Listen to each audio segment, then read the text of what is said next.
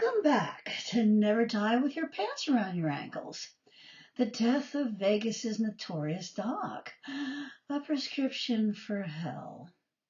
Hales Publishing offers members of their writers community a window every 6 months to submit a book proposal. The grand prize is $10,000 advance and a book contract. This is a video for the June 5th, 2022 deadline. Harry Leo Duran, M.D., Ph.D., MPH, died on November 8, 2021.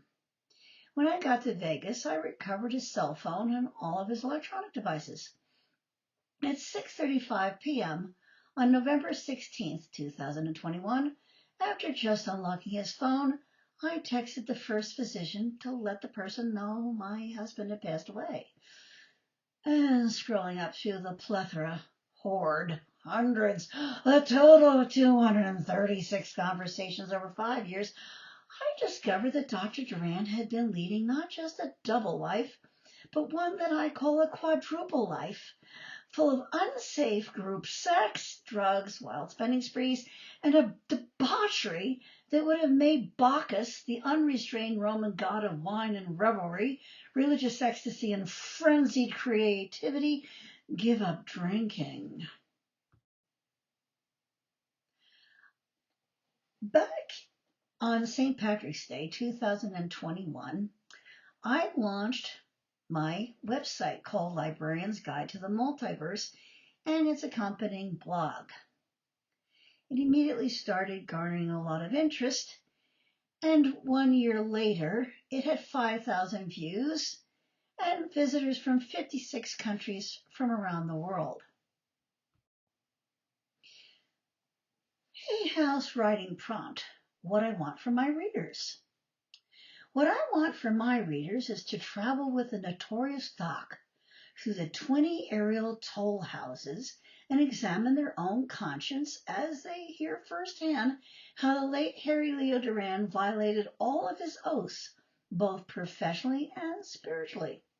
I want the readers to take to heart the admonitions about sin and the effect it has on the soul of the sinner and on everyone who comes into contact with the sinner.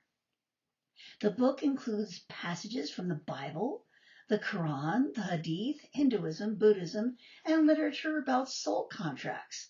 It forces the reader to travel backward in time to see a man with so much promise lie about almost everything that ever happened to him or about everything he ever did. Some readers will want to learn what I discovered about the man they swore they knew. Others will want to be titillated by the discovery that a board-certified physician with such impressive credentials could be such a despicable and depraved human being. Those that had sex with him may be shocked to learn that they were not special and that they meant nothing to him at all. Others will learn that he lied about his HIV status and that he was deliberately infecting as many men as possible.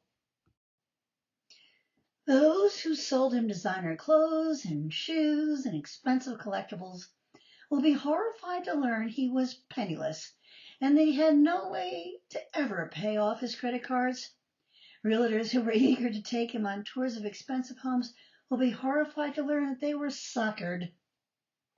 Realtors should always demand a pre-qualification letter before wasting their time, but Harry had a way of bluffing everyone into thinking he was very wealthy.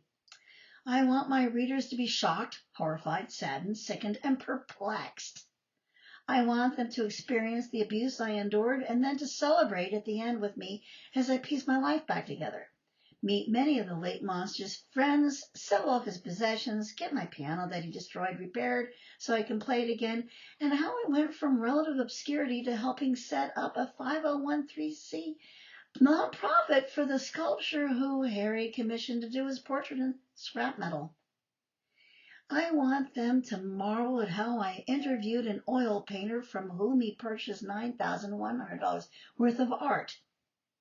I want the readers to grasp that the monster left me a wealth of knowledge he had no intentions of leaving me, And I want the reader to feel the power of the divine that intervened when Harry was trying to get me to commit suicide upon his death, and or that he had planned on murdering me had he not succumbed to COVID.